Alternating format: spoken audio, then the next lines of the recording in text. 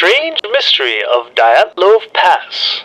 You may be unfamiliar with Dyatlov Pass and the mysterious event that occurred there 62 years ago. Well, stay tuned as we examine this most odd event. A group of 9 men and women familiar with the Siberian wilderness set off on an expedition in the Ural Mountains of West Soviet Union. The death of the entire group remains a mystery half of a century later. A final entry in the hiker's journal reads, quote, "I wonder what awaits us on this hike. Will anything new happen?" End quote. On February 1st of 1959, they set out to reach the top of a mountain that the indigenous Mansi population called the Dead Mountain. They spent the better half of a day hiking up a slope and eventually set up a camp a mere few hundred feet from the peak of the mountain. After a few weeks, friends and relatives began to worry as no one had heard from any members of the group. A team of volunteers was eventually assembled to head out and find them. On February 26, the search party is finally able to locate the camp on the slope of the peak of Dead Mountain. They noticed right away something was horribly wrong. The camp area was in shambles. The hikers' belongings and equipment were still in place inside of the tent, but the tent had been slashed open with a knife from the inside, as if someone was rushing to get out. The next day, the search team found 9 sets of footprints in the snow heading down the slope. It appeared, based on the mild indentations of the footprints, that they left in a calm, orderly fashion. It did not appear that they were running away from anything. The prints could be tracked and traced about half of a kilometer until the snow covered the tracks. They followed the natural path of the trail towards the edge of a forest, where they found a large cedar tree and the frozen remains of 2 of the hikers. It would take over 9 months for the bodies of all 9 hikers to be recovered. The first 2 were found without any jackets, pants, gloves, hats, boots, or anything else you might expect in a frozen climate. Only light shirts, underpants, and socks. The temperature would have been around negative 22 degrees Fahrenheit at the time of their death. The cedar tree itself had signs of damage, as if someone climbed up with broken branches up to 16.5 feet high. The skin on the hands of the 2 found at the bottom of the tree seems as though it was torn to shreds, with skin even being embedded in the tree. Was someone trying to get an elevated look? A spot where they could see back to the tent, to their camp? Or were they trying to escape from someone or something that was after them? The bodies of the 2 at the bottom of the tree also had livor mortis at the front of their bodies. Now this occurs when the heart can no longer push the blood through the rest of the body, and it builds up at whatever point the body is having contact with the ground. So in this case, it would indicate they were face down when they had died, but the bodies were found on their side, suggesting that someone had turned their bodies after their death. The next 3 hikers were found at different distances between the tent and the tree, covered by a few feet of snow. They were not as undressed as the previous 2, but still lacked significant essential items, considering the below freezing temperatures. They were all facing the direction of the tent, as if they were trying to return to the tent at the time of death.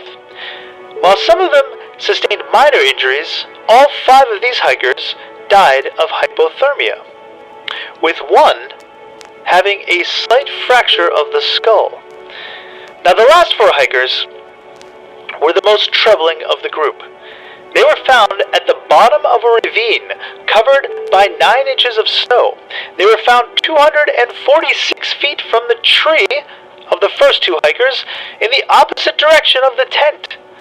3 of them sustained lethal injuries, 1 had a fractured skull, and 2 had multiple rib fractures and suffered major internal bleeding.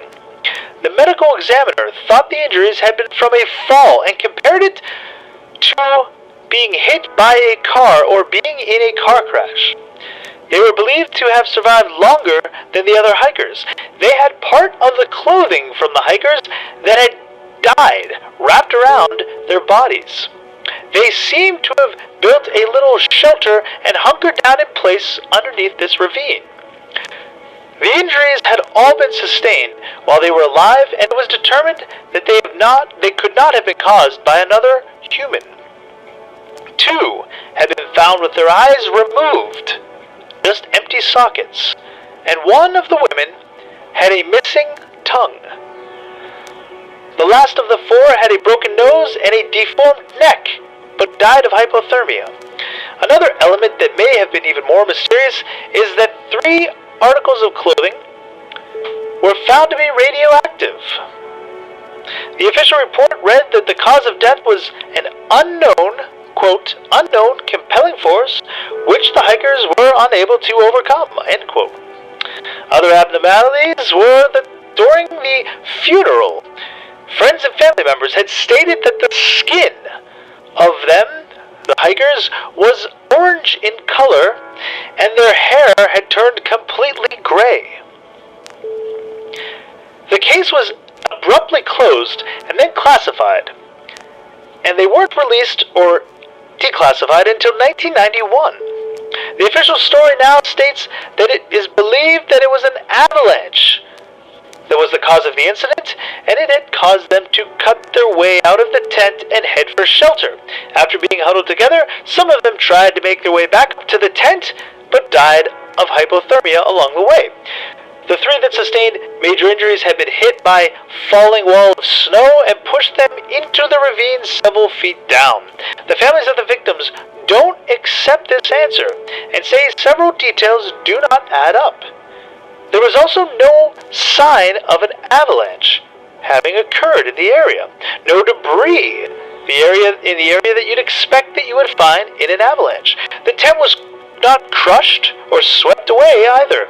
In fact, there were still skis sticking straight up out of the snow as if they had not been moved. It doesn't explain why the footprints indicate that they were walking from the site. Wouldn't you be running from an avalanche? Or why 3 of them would be crawling back towards the campsite, who had died earlier than the other 4 who headed towards the ravine and did not apparently try to go back to the campsite. While some of these may have explanations, or just don't give enough details to be sure of, such as the articles of radioactive clothing belonging to the 2 men. One of the men previously worked at a facility developing nuclear materials, and the other worked at a top-secret plutonium production plant for nuclear weapons. This could account for, and most likely does, the radioactive material. There are, of course, a number of theories that go along with this story. One includes the Yeti. There was an odd picture taken from the camera of one of the hikers which seems to capture some blurred humanoid form in the background next to a tree. Some people believe this could be the Yeti, otherwise known as Bigfoot's cousin.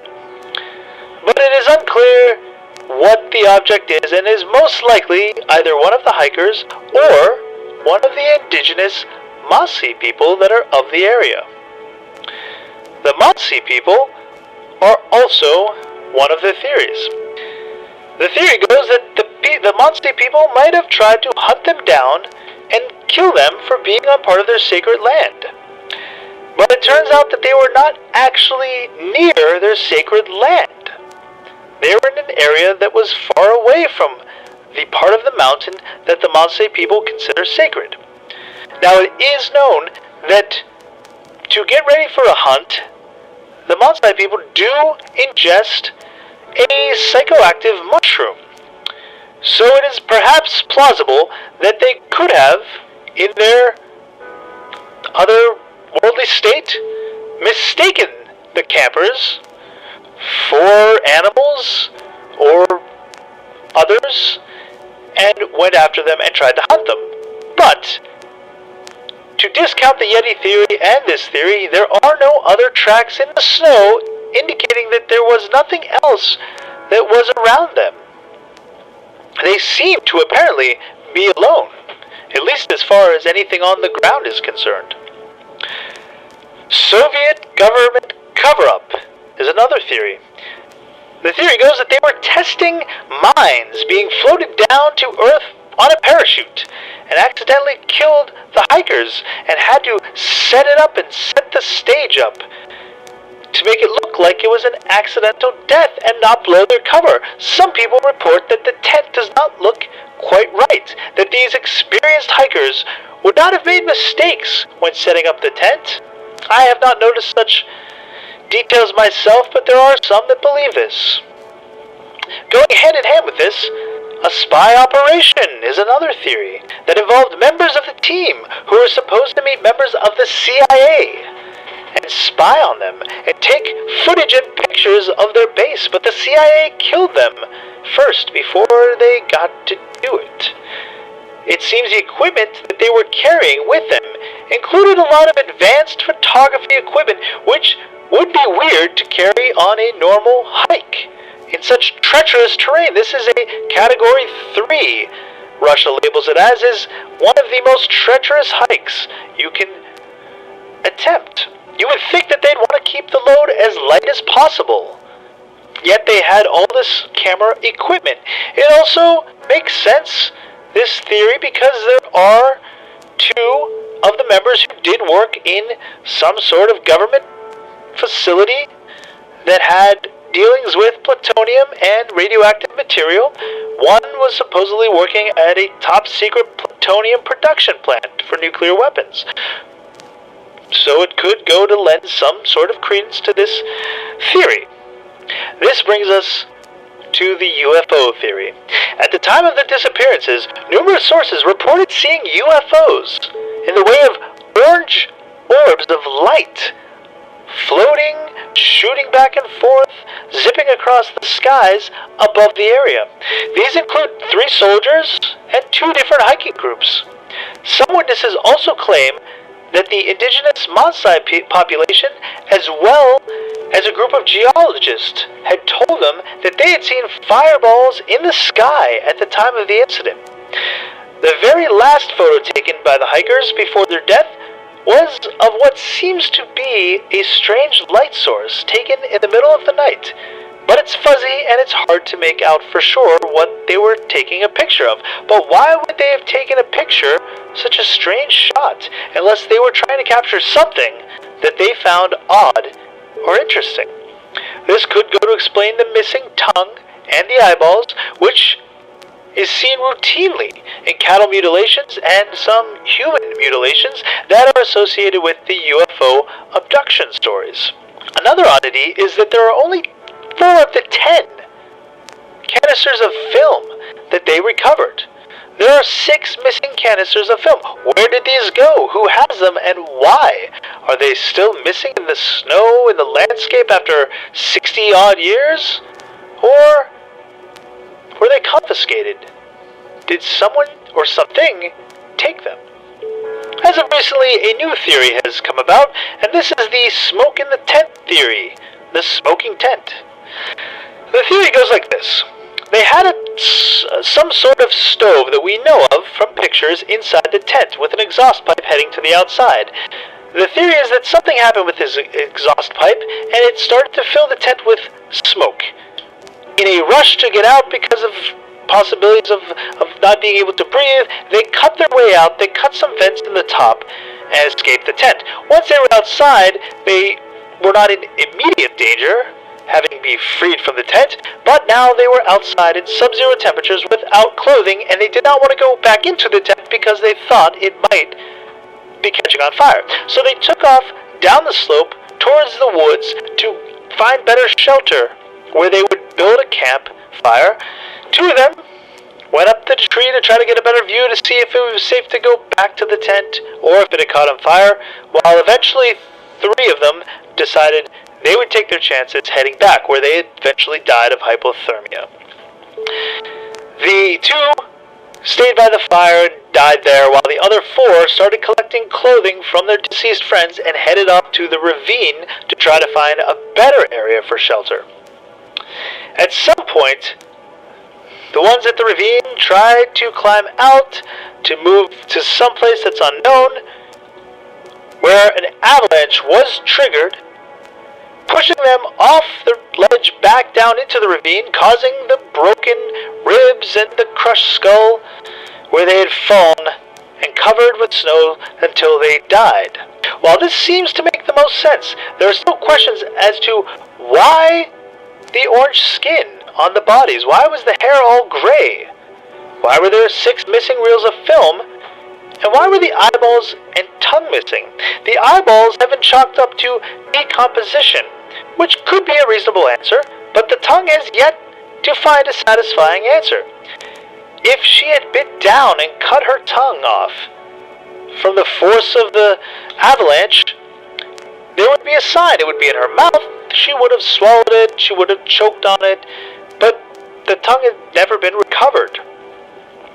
Others suggest possibly a scavenger came along and tore it off, yet there were no other signs of damage to the bodies from scavengers existing on the outside of the body.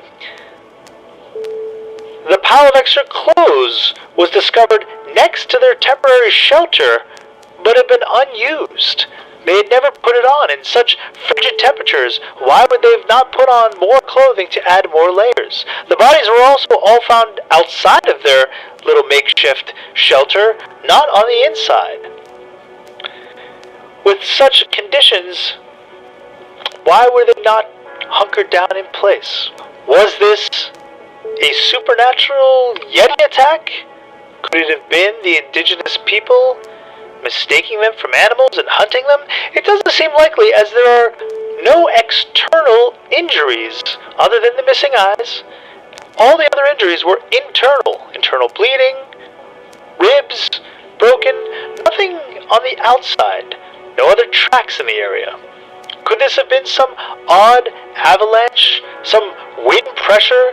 It seems odd that the tent and the belongings and the skis were all still upright when they were found. Doesn't seem like an avalanche would have caused that. It makes sense that the avalanche would have wiped everything away, or at least knocked them over. Could it have been some sort of alien or interdimensional demonic entities? Were these orbs that were seen somehow connected to these deaths?